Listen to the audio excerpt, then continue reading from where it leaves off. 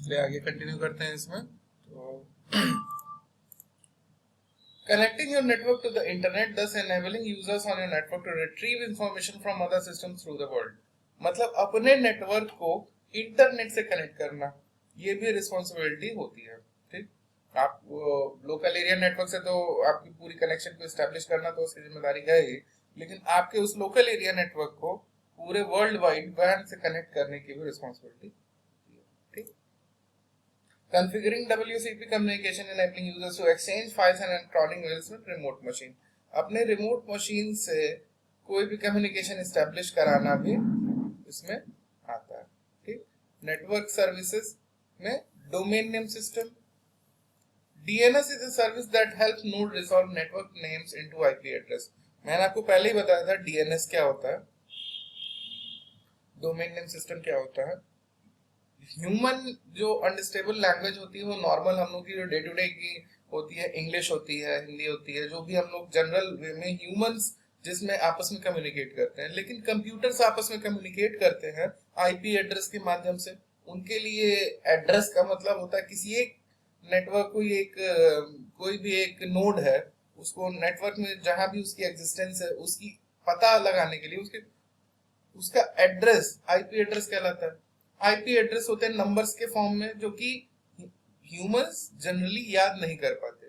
तो इसी में हमारे लिए ये काफी हेल्पफुल होता है डोमेन नेम सर्विस, जो इसका काम होता है आईपी एड्रेसेस को नेम प्रोवाइड करना। फॉर एग्जांपल, जब आप google.com अपने ब्राउजर पे जब आप इनपुट देते हैं तो एक्चुअली में रिक्वेस्ट जाती है गूगल के सर्वर्स पे, जो कि कहीं कैलिफोर्निया में होगा। ठीक, उस सर्वर की जो भी एड्रेस होगी नेटवर्क पे वो आईपी एड्रेस के थ्रू पता चलेगी। लेकिन नेटवर्क हम google.com नहीं समझेगा और हम उसका आईपी एड्रेस नहीं समझेंगे। तो बीच में एक ट्रांसलेटर का काम करता है डीएनएस सर्वर, जो कि हमारे द्वारा दिए गए जो भी हमने google.com लिखा है उसको कन्वर्ट करता है आईपी एड्रेस में। फिर उस नोड जो भी वो गूगल का सर्वर है वहां पे रिक्वेस्ट इसी के अकॉर्डिंग जाती है। ठीक, अगली सर्विस क्या है, नेटवर्क अटैच स्टोरेज, NAS। इसका नाम भी आपने सुना होगा। एक्चुअली आपके नेटवर्क पे आपके जितने भी एंड सिस्टम्स है, जितने भी वर्क स्टेशन है, उन सब पे नॉर्मल लिमिटेड स्टोरेज होती है, may be 500 GB, may be 1000 GB, may be 2 terabytes और समथिंग। लेकिन दूसरी चीज इसकी जरूरत और कहाँ पड़ती है, लोकल एरिया नेटवर्क में ही। इन केस मान लीजिए कि किसी भी नेटवर्क में अगर 100-200 सिस्टम्स हैं, उन सब पे माइक्रोसॉफ्ट ऑफिस इंस्टॉल करना है। ठीक, तो क्या आप हर सिस्टम पे वो ऑफिस का पैकेज ले जाके इंस्टॉल करेंगे, या किसी एक जगह उसको रख देंगे और बाकी सिस्टम से सिर्फ उसको कॉल करेंगे और डाउनलोड होके वो आराम से वो इंस्टॉल हो जाएगा। ठीक, तो नेटवर्क अटैच स्टोरेज इसकी जरूरत वहीं पड़ती है जब कोई आपको डेटा सेंट्रली रखना है, जो कि एक्सेसिबल हो वहां के जितने भी नोड्स हैं, जितने भी वर्क स्टेशन हैं, सबके लिए। उस चीज को कहते हैं नेटवर्क एड्रेस स्टोरेज, जिसमें कई सारे हार्ड डिस्क को एक साथ अटैच करके आपके स्विच के पास ही कहीं लगा देते हैं, नेटवर्क के में ही कहीं उसको लगा देते हैं। जब भी आपको किसी डेटा की जरूरत पड़ती है, इस NAS डिवाइस का आप आईपी डालते हैं और वो डेटा आपके सामने दिखता है, आप उसको डाउनलोड कर सकते हैं। ठीक, वहां उस नेटवर्क में मौजूद जितने भी वर्क स्टेशन है उनके लिए कॉमन रहेगा। ठीक, in a workgroup setting there may be a file storage that is accessible via network, ये मैंने अभी बताया। Light weight directory access protocols. Common activities क्या क्या हो सकती है, network address assignment, assignment of routing protocols, routing table configuration, IP addressing और डायरेक्टरी सर्विसेज। इतनी कॉमन एक्टिविटीज हैं जो कि जनरली की जाती है। मेंटेनेंस में क्या आता है, the administrator responsible for the security of the network and for assigning IP addresses to devices connected to the network. देखिए, जनरली तो हमारा डीएचसीपी आईपी एड्रेस प्रोवाइड करता है, लेकिन इन केस अगर आपको कहीं होस्टिंग की जरूरत करनी पड़े या आपको फिक्स आईपी ही रखनी हो, तो ये सारी जिम्मेदारी भी नेटवर्क एडमिनिस्ट्रेटर की ही होती है। ठीक, वो हर एक सिस्टम पे आईपी एड्रेस कॉन्फ़िगर करेगा, वहां का सबनेट कॉन्फ़िगर करेगा। It is also it also helps to ensure that Administrator knows each system that is connected and who is personally responsible for that system. Static IP addresses, हर एक system पे individual IP addresses provide करने की एक और जरूरत पड़ती है. क्यों पड़ती है? क्योंकि एडमिनिस्ट्रेटर को पता रहता है कि कौन सा सिस्टम उसके नेटवर्क में है, कौन सा ऑन है, मतलब कौन सा यूजर कहाँ पे यूज कर रहा है, ये सारी चीजें उसकी जानकारी में रहती है. ठीक.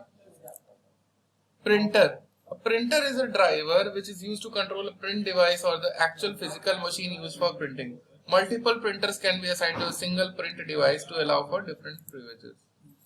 प्रिंटर का क्या काम होता है? प्रिंटर सबको पता है प्रिंटर का क्या होता है.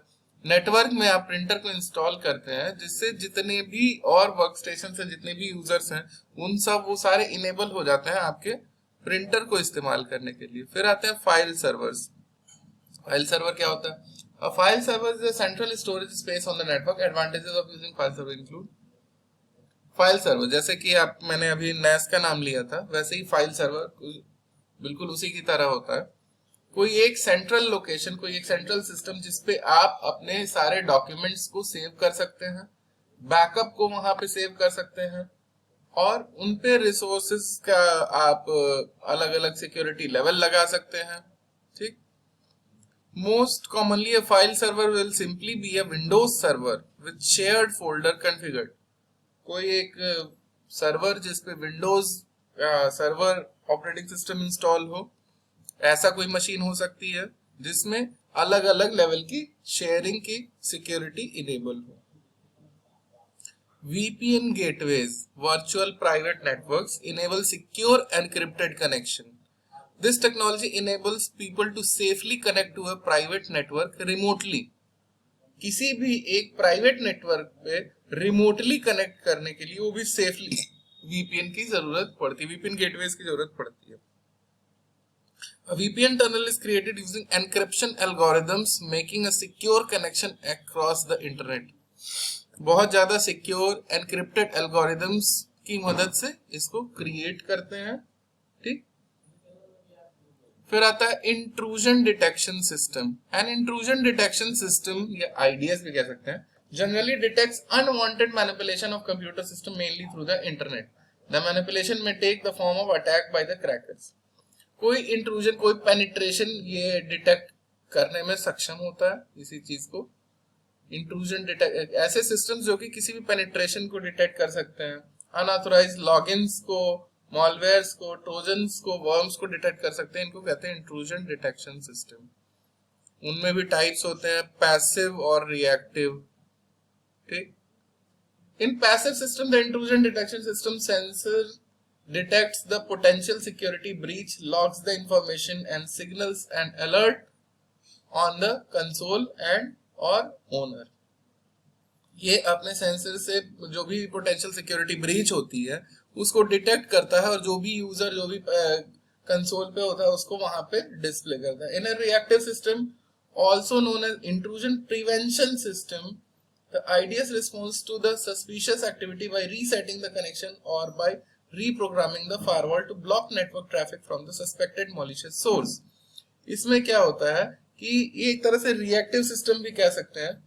ये क्या करता है, जो भी जहां से भी सिक्योरिटी ब्रीच होती है उसी के अकॉर्डिंग फायरवॉल को रीप्रोग्राम करता है ताकि उस सोर्स से, जो भी मॉलिशियस सोर्स है, वहां से पैकेट्स आने बंद हो जाए.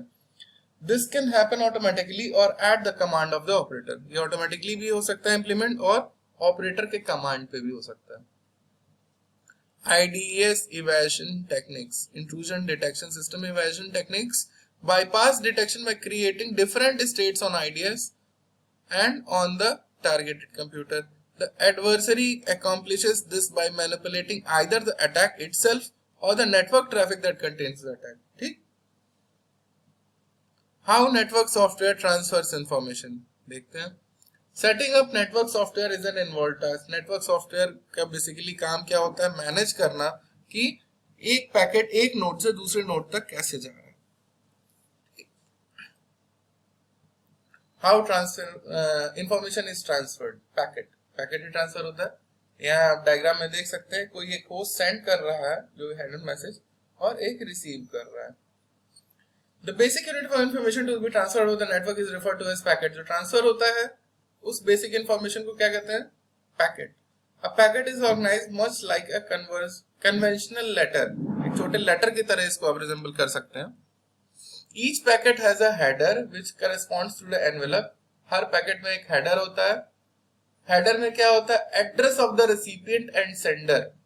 सेंडर और रेसिपिएंट दोनों का एड्रेस उसमें होता है, plus information on how to handle the packet as it travels through each layer of the protocol suite. हर एक लेयर में कैसे वो ट्रेवल कर रहा है, कैसे उसको हैंडल करना है, ये सारी इंफॉर्मेशन उस हेडर में होती है। The message part of the packet corresponds to the letter itself. Message part में जो उसके अंदर जो कंटेंट है वो ही इंटीग्रेट होता है। Who sends and receives information? The host.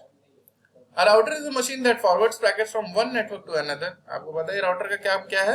एक नेटवर्क से दूसरे नेटवर्क तक पैकेट को ट्रांसफर करना। इसके लिए router must have at least 2 network interfaces. उसके पास दो, जाहिर सी बात है कि जब दो नेटवर्क के बीच में वो कम्युनिकेशन एस्टेब्लिश करा रहा है तो उसके 2 नेटवर्क इंटरफेस होने चाहिए। A machine with only one network interface cannot forward packets. किसी के पास, किसी मशीन के पास अगर एक ही नेटवर्क इंटरफेस हो तो कहां फॉरवर्ड करेगा? It is considered as a host. उसको होस्ट कहते हैं। Most of the machines you set up on the network will be host. ठीक। It is possible for a machine to have more than one network interface but not function as a router.